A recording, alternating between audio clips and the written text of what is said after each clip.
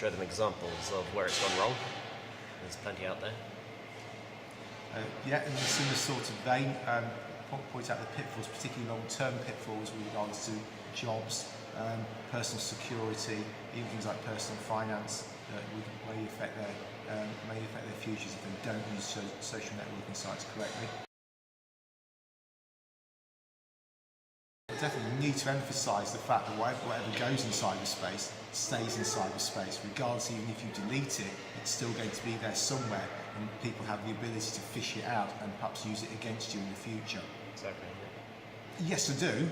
I think the information's out there. There's plenty of information passed out in schools. You're told, you're often told, if you don't want people to read it, don't write it. But I don't think teenagers realise the consequences of what they're actually doing. There's plenty of education. It's whether you accept that education or not. I think there's also a naivety to the amount of information that they put out as well, and the kind of information that they put out that they may feel is innocent enough, but for adults and people in positions of authority over them in the future, it may be a black mark.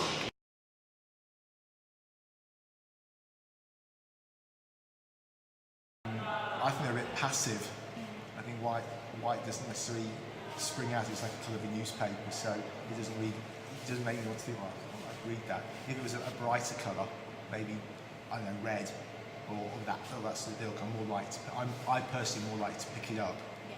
I think it's got to be striking. I think it also, it's for me, the colours, yes, they're important, but also it's the whole layout and the design and the typography that you use, and if there's any kind of stylised headings, that's also as important as the colours. It's an easy one to read. Yeah, it is. It's easy to read. It's a very standard format. Most people use it. Most schools use it. I think most newspapers use it. I have no idea.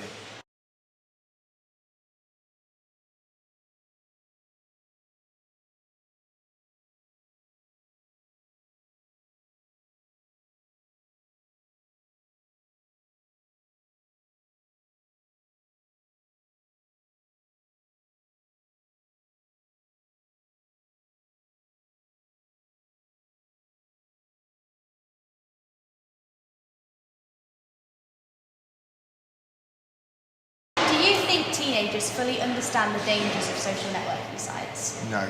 No.